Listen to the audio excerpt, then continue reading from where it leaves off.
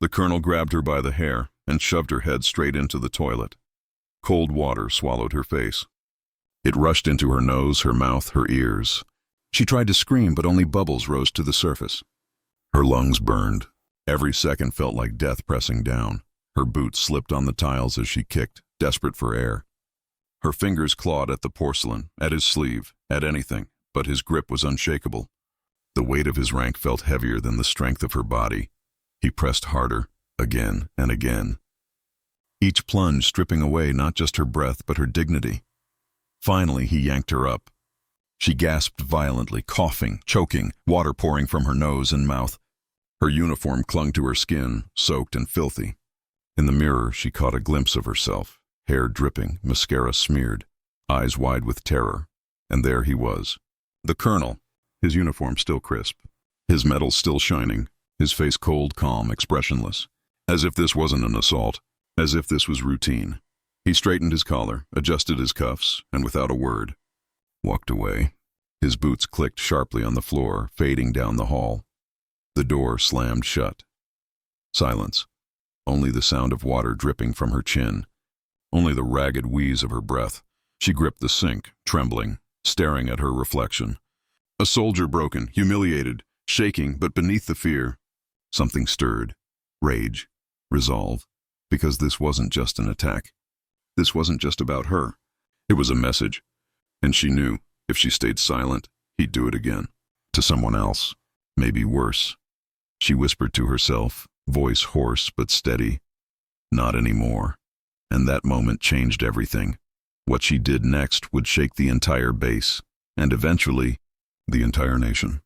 Before that night in the bathroom, she was known for one thing: ambition. She was young, sharp, and determined to prove herself in a world built by men and guarded by tradition. From the moment she stepped onto the base, she carried herself like someone who didn't just want to wear the uniform. She wanted to honor it. She was the first in her family to serve. The first to break through the wall of, "You can't." But the military wasn't built to welcome her. Not really. The base was a man's kingdom. Every wall was covered with the history of battles fought and won by men. Every hallway echoed with jokes that reminded her she didn't belong. At first it was small, offhand remarks about her body, casual stares that lingered too long in the mess hall, jokes from senior officers that drew laughs from others but left her stomach tight. She ignored them. She told herself it was part of the culture. If she kept her head down and worked harder than everyone else, she'd earn respect. She believed the system would see her dedication.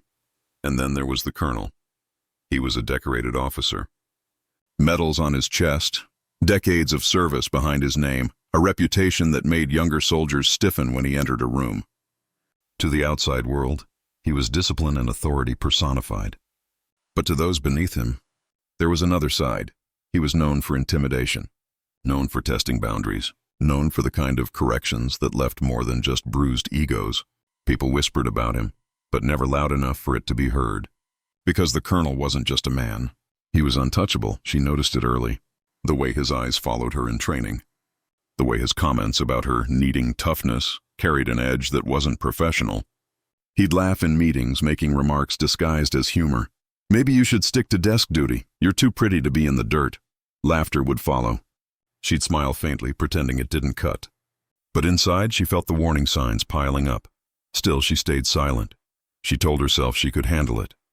That reporting him would mean being labeled a troublemaker, a liar, or worse.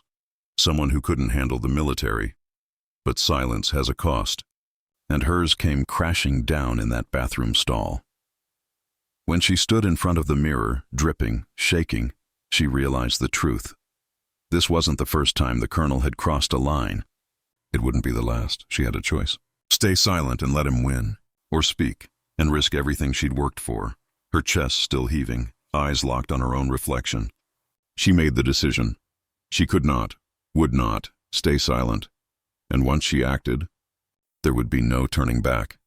Her hands shook as she peeled off her soaked uniform that night. The smell of bleach still clung to her hair. Her skin was red where his grip had dug into her neck. Every time she blinked, she saw the toilet water closing over her face again. But instead of hiding the evidence, she started documenting it. She lined up her uniform on the bed, still damp, The collar stretched where he had pulled her. She took photos with her phone, close-ups of the bruises blooming along her arms. Notes in a diary, every detail from the moment the door slammed shut to the sound of his boots leaving the bathroom.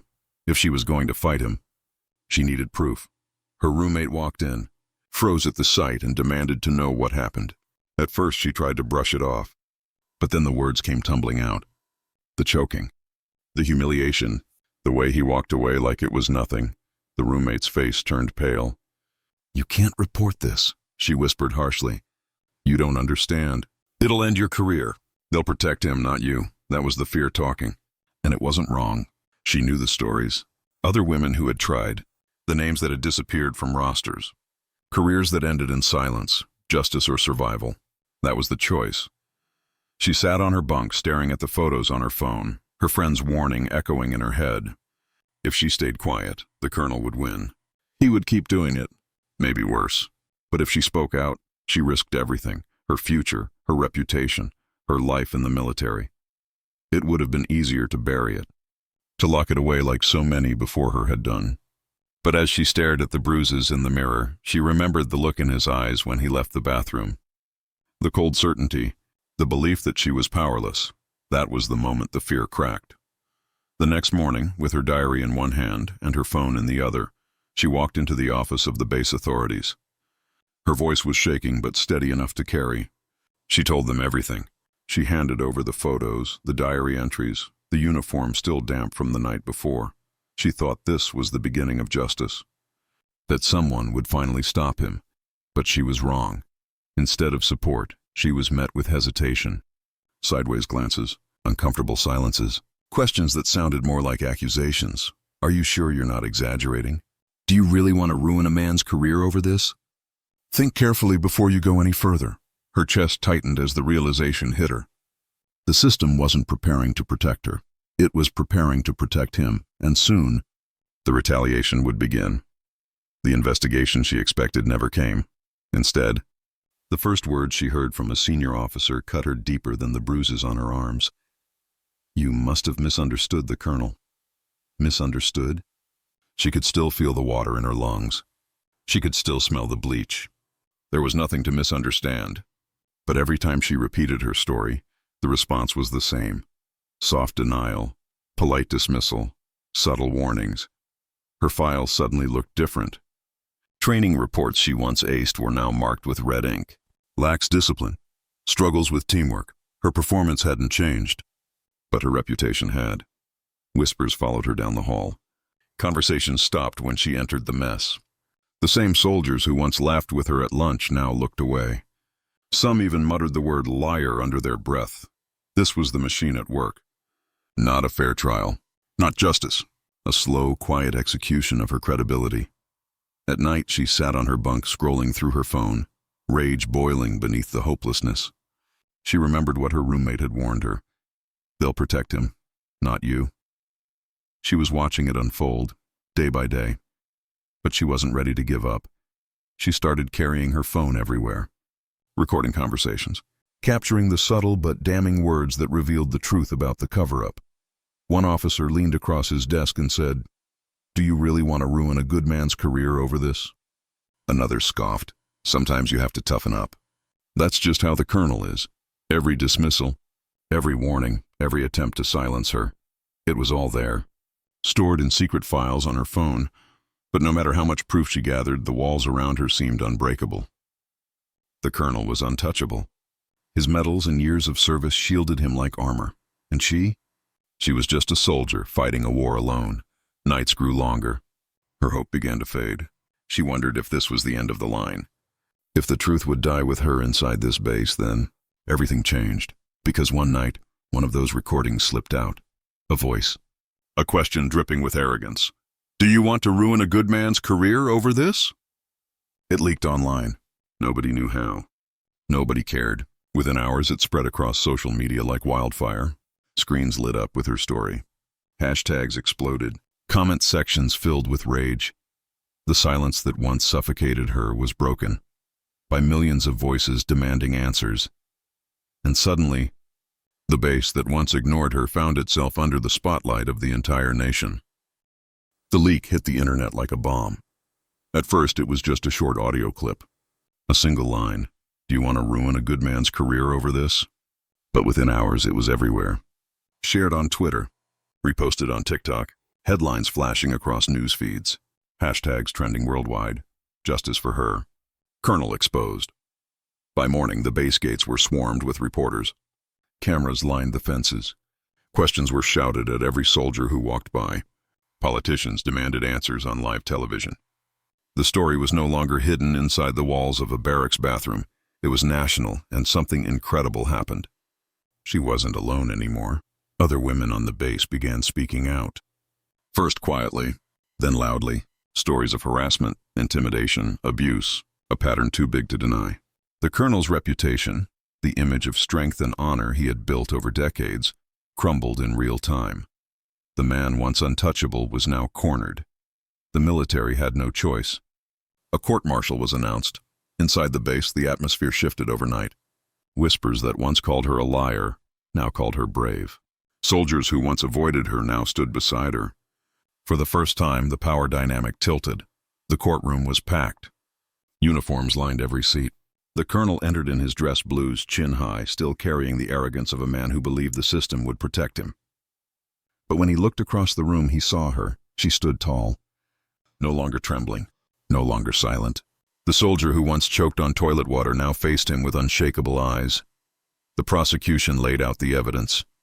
The diary entries, the photos, the recordings, and most damning of all, the viral clip that the world had already heard. Each word struck like a hammer. Each piece of evidence stripped away another layer of the colonel's armor. The courtroom that once belonged to him now felt like hers. And then came the moment. She took the stand. Her voice didn't shake. She told the story exactly as it happened. Every detail, every humiliation, every second he forced her head under the water. The courtroom was silent, every ear locked on her words. The colonel avoided her eyes. For the first time, he looked small. When she finished, the silence lingered. Then, slowly, a ripple of acknowledgement spread through the room. This was no longer just about one woman. It was about every soldier who had been silenced.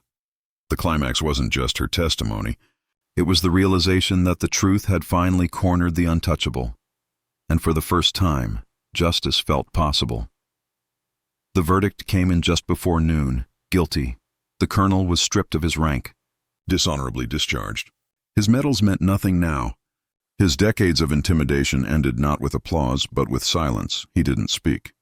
Didn't apologize. Just stared straight ahead as they took away everything he thought he'd never lose. She sat in the front row, hands still, face calm. Not triumphant, just steady. The war was never about revenge.